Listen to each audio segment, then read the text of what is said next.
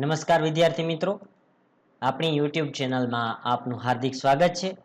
ધોરણ 7 વિષય ગુજરાતી કે જેમનું નવું પાઠ્યપુસ્તક સરકારશ્રી દ્વારા બહાર પાડવામાં આવેલું છે.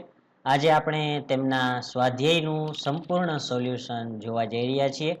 તો ધોરણ 7 ચેપ્ટર પહેલું તેના સ્વાધ્યાયની શરૂઆત કરતા પહેલા તમે હજુ સુધી અમારી યુટ્યુબ ચેનલને સબસ્ક્રાઇબ ન કરી હોય તો સબસ્ક્રાઇબ કરી બાજુમાં આપેલા બેલ આઇકોનને પ્રેસ કરજો અને આવા જ તમામ ચેપ્ટરના સ્વાધ્યાયના સોલ્યુશન ટૂંક જ સમયમાં અમારી યુટ્યુબ ચેનલ પરથી તમને મળી રહેશે.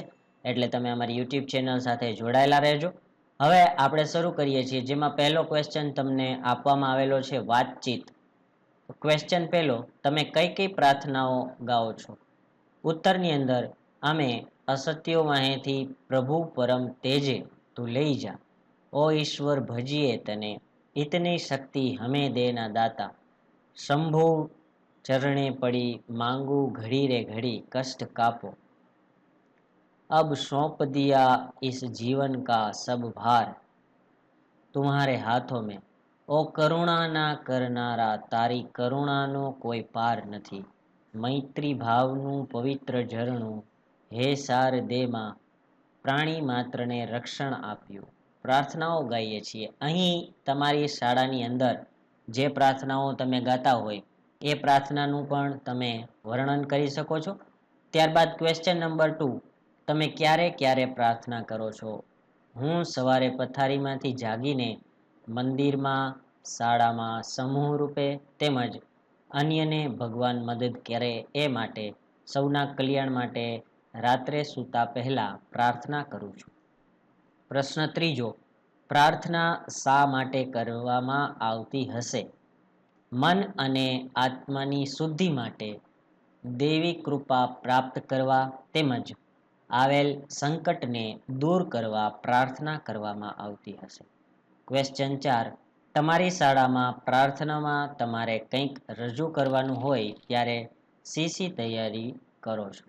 મારી શાળામાં પ્રાર્થનામાં રજૂ કરવા મેં નીચેની તૈયારી કરી હતી. અહીં તમે તમારી તૈયારી પણ લખી શકો છો. શાળાની પ્રાર્થનામાં સર્વધર્મ સંભાવને લગતી ગુજરાતી હિન્દી ભાષાની રચના એકઠી કરી, સંગીતના સાધનોની સહાય લઈને સંગીત શિક્ષક શ્રી સહાયથી એ રચનાઓને લય, ઢાળ, સંગીતમાં ઢાળીને સમૂહમાં રજૂ કરવા તૈયારી હતી. ત્યારબાદ પ્રશ્ન નંબર 2 જોઈએ કે જેમાં યોગ્ય વિકલ્પ પસંદ કરી વાક્ય પૂર્ણ કરો. પહેલું આપેલું છે માન્યા પોતા સમ સહુને, એટલે તો અહીં તમને આન્સર તમારે ટીક માર્ક કરવાનો થશે બ, સૌને પોતાના જેવા જ ગણ્યા. સદા અમારા અંતરમાં, એટલે એમાં પણ તમારે જવાબ ટીક કરવાનો થશે બ, હંમેશા અમારા હૃદયમાં રહો. ત્રીજું, ક્ષમા સિંધુને વંદન હો, એટલે કે તેમાં તમારે ટીક કરવાનું છે ક, ક્ષમાના સાગરને નમન હો. ત્યારબાદ પ્રશ્ન નંબર 3 જોઈએ તો નીચે આપેલા વાક્યોનો ભાવ દર્શાવતી કાવ્ય પંક્તિ કાવ્યમાંથી શોધીને લખો. પ્રશ્ન 1, બધા કાર્યો કર્યા છતાં કોઈ કાર્યમાં લેપાયા નહીં. કાવ્ય પંક્તિ, સઘળા કાર્યો કર્યા છતાંય રહ્યા હંમેશા નિર્લેપી. એક પત્નીવ્રતાના પાલનની પ્રતિજ્ઞા લીધી અને એ જીવનભર પૂર્ણ રીતે પાડી. એક પત્નીવ્રત પૂર્ણ પાડ્યું, ટેક વળી છે જીવતરમાં.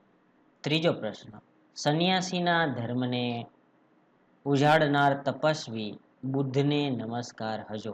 સંન્યાસીનો ધર્મ ઉજાડ્યો, વંદન કરીએ બુદ્ધ તને. ત્યારબાદ આગળ જોઈએ તો જેમાં ચોથો પ્રશ્ન તમને આપેલો છે, બધા જ ધર્મોના મહામાનવોની યાદ જગતની શાંતિમાં ઉપયોગી બને. કાવ્ય પંક્તિ, સર્વધર્મ સંસ્થાપક સ્મરણો વિશ્વ શાંતિમાં ખપ લાગે. ત્યારબાદ પ્રશ્ન નંબર 4 આપેલો છે, કૌંસમાં આપેલા શબ્દોનો ઉપયોગ કરીને ખાલી જગ્યા પૂરો. વિદ્યાર્થી મિત્રો, વિડીયો થોડોક લાંબો થઈ શકે છે, તો વિડીયોને અંત સુધી નિહાળી અને આ વિડીયોને વધુને વધુ વિદ્યાર્થીઓ સુધી શેર કરજો. જેમાં પહેલી ખાલી જગ્યા તમને આપેલી છે, મહાવીર સ્વામીએ ખાલી જગ્યા અહિંસાનું આચરણ કર્યું?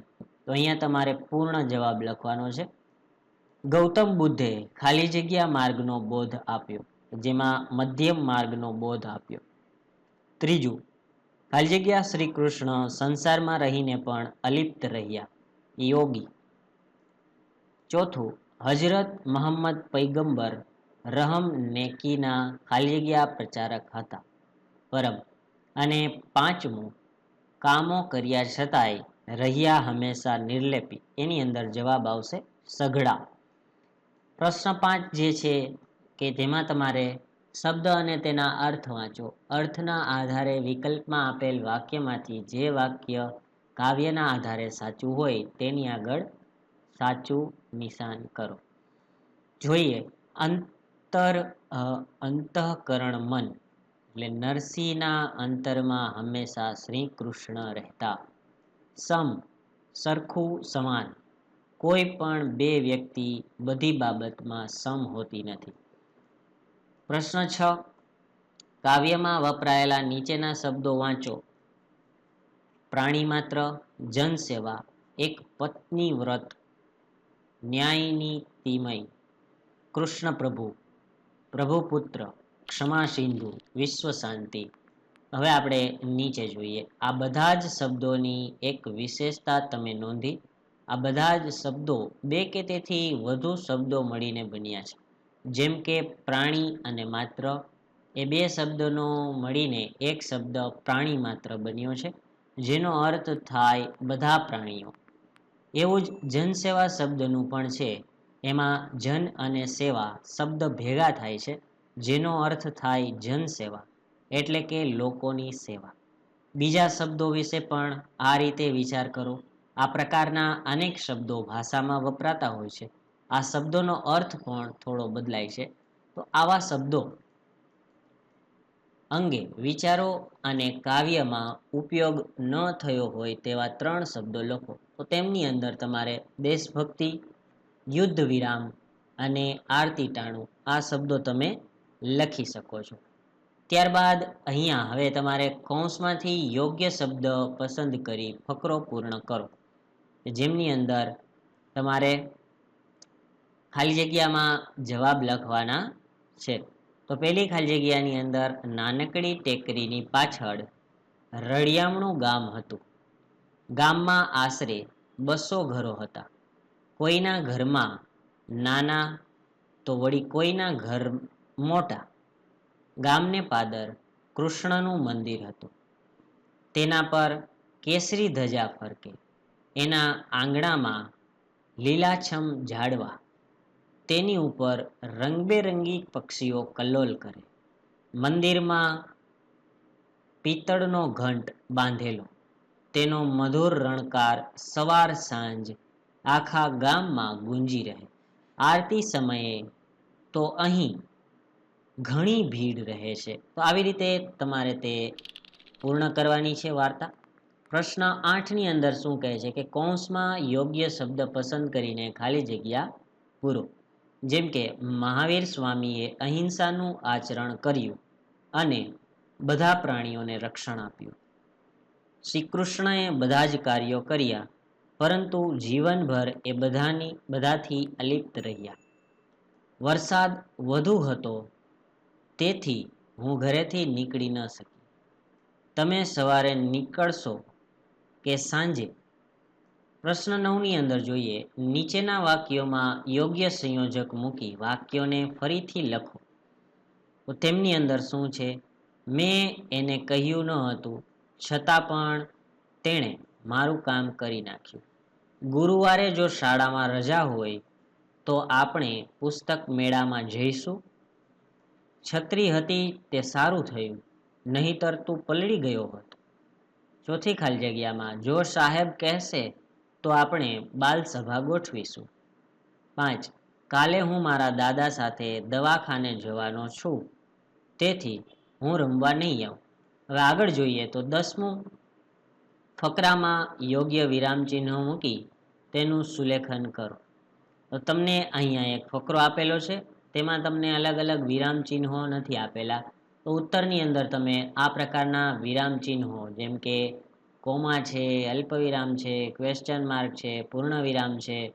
તો આ રીતનું તમારે પેરેગ્રાફની અંદર સુધારા વધારા કરી અને પેરેગ્રાફને ફરીથી લખવાનો છે. 11મો પ્રશ્ન છે ચર્ચા કરો, લખો અને રજૂ કરો. અહીં ગમે તે બે લખવાની છે. જેમાં પહેલું આપેલું છે અહિંસાનો ભાવ રાખવો જ જોઈએ. તો ઉત્તરની અંદર અહિંસા એટલે હિંસાનો અભાવ, વિરોધ, હિંસા ન કરવી, કોઈ પણ પ્રાણીને તન, મન, કર્મ, વચન અને વાણી દ્વારા કોઈ નુકસાન ન પહોંચાડવું, કોઈનું અહિત ન વિચારવું, કટુવાણી દ્વારા નુકસાન ન પહોંચાડવું. આ પ્રકારનો ભાવ રાખવો તે સર્વ કલ્યાણનો માર્ગ છે. બીજું, પ્રાણીઓ બોલતા હોય તો, પ્રાણીઓ બોલી શકતા હોય તો આપણને એની તકલીફની જાણ કરત અને આપણે આપણા માનવીય ભાવ પ્રમાણે એને મદદ કરત અને પરસ્પર સહાનુભૂતિ પ્રગટ કરી શકત. ત્રીજું તમને આપેલું છે સર્વધર્મ સંભાવ, વિશ્વનો શાંતિનો માર્ગ. નાત જાત તણા ભૂલીને સઘળાય ભેદભાવ, ચોપાસ પ્રસારાવી દઈએ એકમાત્ર સંભાવ. વિશ્વમાં અનેક ધર્મો છે, અનેક ધર્મોના પાડનાર અલગ અલગ છે, ભાષા અલગ છે, પ્રદેશ અલગ છે, પણ ધર્મનું આખરી તત્વ એક જ છે. જેમ સોનું એક તત્વ છે પણ તેના અલંકારો, ઘરેણાના આકાર ભિન્ન છે, એક જ સત્યને સૌ જુદી જુદી રીતે રજૂ કરે છે. માર્ગ અલગ ભાસે છે, પહોંચવાનું સ્થળ એક જ છે. એ સર્વધર્મ પ્રત્યે સંભાવની યાત્રા જ વિશ્વ શાંતિ કલ્યાણનો એકમાત્ર માર્ગ છે. પ્રશ્ન 12. પ્રશ્નોના ઉત્તર લખો. કાવ્યમાં કયા કયા મહામાનવોનો ઉલ્લેખ થયો છે? જવાબ લખીએ આપણે. કાવ્યમાં મહાવીર, બુદ્ધ, રામ, કૃષ્ણ, ઈસુ, હજરત મોહમ્મદ પૈગંબર તેમજ અશોક, ઝરથુસ્ટ્ર જેવા મહાન ઉલ્લેખો થયા છે. બીજો પ્રશ્ન, રામને અંતરમાં રાખવાની વાત કેમ કરી હશે? રામ જીવનના આદર્શ રૂપ મર્યાદા પુરુષોત્તમ છે. તેમણે એક પત્ની વ્રતની પ્રતિજ્ઞા લઈને જીવનભર પાળી હતી. તેમનું જીવન ન્યાય અને નીતિને સમર્પિત હતું. ત્યારબાદ આગળ જોઈએ આપણે ક્વેશ્ચન કે જેમની અંદર કાવ્યનો મુખ્ય સંદેશ શું છે? સમગ્ર માનવજાતના સુખની પ્રેરણા મહામાનવોના જીવન કાર્યોમાં છે. એ કાવ્યનો મુખ્ય સંદેશ છે. એમનું જીવન એ જ સંદેશ છે. શ્રી કૃષ્ણને યોગી કેમ કહ્યા હશે? શ્રી કૃષ્ણને યોગી કહ્યા છે કારણ કે એમણે સઘળા કાર્યો કૌશલ્યથી કર્યા છતાંય હંમેશા નિર્લેપ રહ્યા છે. 13મો પ્રશ્ન તમને ત્યાં આપેલો છે. જુઓ, નીચેના શબ્દમાં 3 વ્યંજનો જોડીને બનેલો જોડાક્ષર બન્યો છે. તમે આવા બીજા 5 શબ્દો શોધો. તેમાં રહેલા વ્યંજનો ઉદાહરણ મુજબ અલગ પાડો. એટલે અહીં તમને 5 અલગ અલગ એક્ઝામ્પલ આપેલા છે. એ એક્ઝામ્પલને તમારે આ રીતે તમારી બુકની અંદર રજૂ કરવાની રહેશે. અને છેલ્લો પ્રશ્ન તમારી બુકમાં તમને ગમતી અન્ય પ્રાર્થનાની 5-7 પંક્તિ લખો. પુસ્તકાલય કે ઇન્ટરનેટનો ઉપયોગ કરી શકો છો. અહીં તમને ગમતી કોઈ પણ પ્રાર્થના લખવાની છે જે તમારી સ્કૂલની અંદર ગાતા હોય કે પછી કોઈ પણ બીજી જગ્યાએ તમે સાંભળેલી હોય. તો અહીં ઉદાહરણ સ્વરૂપે મેં તમને એક પ્રાર્થના આપી દીધેલી છે. મંદિર તારું વિશ્વરૂપાળું સુંદર સર્જન હારા રે, પડપડ તારા દર્શન થાય દેખે દેખન હારા રે, મંદિર તારું વિશ્વરૂપાળું સુંદર સર્જન હારા રે. તો આ પ્રાર્થના લખવી હોય તો તમે આ પ્રાર્થના પણ લખી શકો છો. તો વધુમાં આજે આપણે અહીંયા ધોરણ 7ના નવા પાઠ્યપુસ્તક મુજબ ચેપ્ટર 1ના સોલ્યુશનનું પૂર્ણ કરીએ છીએ. વધુ પાઠના સોલ્યુશન ટૂંક જ સમયમાં અમારી યુટ્યુબ ચેનલ પરથી તમને મળી રહેશે. તમારી યુટ્યુબ ચેનલ સાથે જોડાયેલા રહેજો. આ વિડીયોને વધુને વધુ શેર કરજો એવી મારી આપ સૌને નમ્ર વિનંતી છે.